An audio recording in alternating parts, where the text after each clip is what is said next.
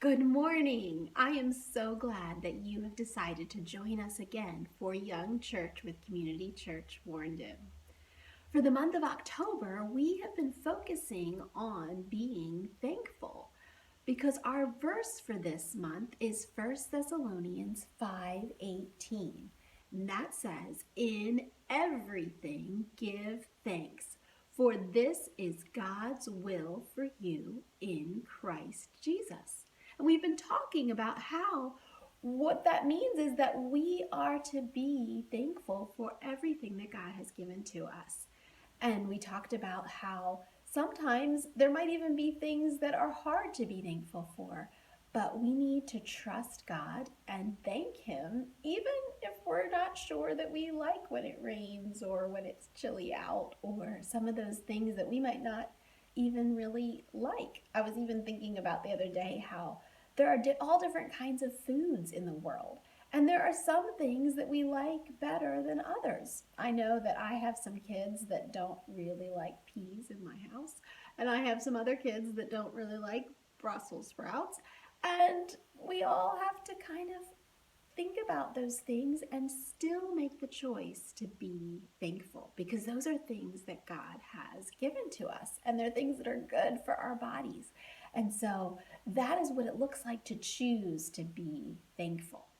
And today we're going to be learning another miracle of Jesus where he gave sight to someone who was blind. Now, of course, when someone is blind, what that means is that they cannot see.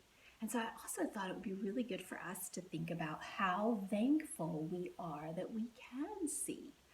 Even in the autumn time when there's so many beautiful colored leaves and there's apples that we enjoy. Maybe you've gotten to go apple picking. There's just so many beautiful things that are a part of autumn that we can be so thankful that we are able to see. God created our eyes in such an incredible way that they're able to see. We're so thankful for the fact that we can see our friends, we can see our family.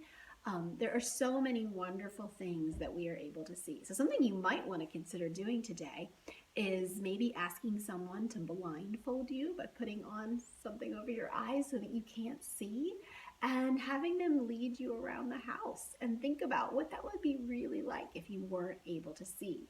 And that activity might help you to be extra thankful for the fact that your eyes allow you to see the things in the world around you.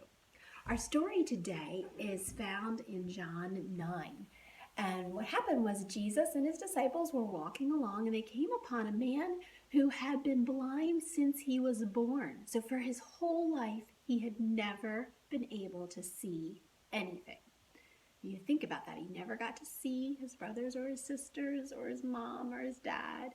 He hadn't been able to see his teacher at school when they were learning things. He wasn't able to read. There was all different kinds of things that he was not able to see. And I was also thinking, if you think about that, if somebody had never been able to see, how would you even describe something to them like grass or a flower? That would really be hard if someone had never been able to see before. But that's how this man was. He was born blind, so he has never been able to see anything. And as they came upon this man, Jesus's disciples, they said to him, Rabbi, which means teacher, who sinned, this man or his parents, that he was born blind? That was something that people had thought back then, and actually sometimes people think that now. That if something difficult has happened to someone, that means that they've done something wrong and that they deserve it. And that is just absolutely not true. And that's what Jesus said. He said, no one sinned.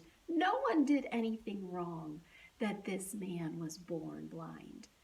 This man was born blind so that he could see God work in his life. And with that, Jesus spit in the dirt and made mud with his spit, and he put the mud on the man's eyes. And he said to him, go wash in the pool of Siloam.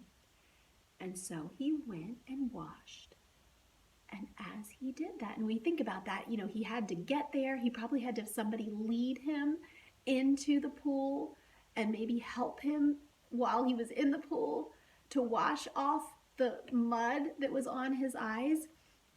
And when he did that, when he washed the mud off of his eyes, he probably could not even believe what happened because he could see. And he was so happy and excited. And the people, he went back to the street that probably he sat on all the time begging because there was no way he could earn money. He was telling everyone, I can see, I can see. And some people said, that can't be the man who was begging here. It must be somebody that looks like him. And he's like, no, it's me. I can see. And Jesus went and he found him then, and he said to him, do you believe that I am the Son of God? And the man said, well, I don't know. Who are you? And he's like, you're looking at the one who made you be able to see. And the man immediately started worshiping Jesus. And that man got to see God at work in his life in an amazing, miraculous way. And the Bible tells us that that is why he had been allowed to be born blind, so that he would get to see God work in his life in such an incredible way.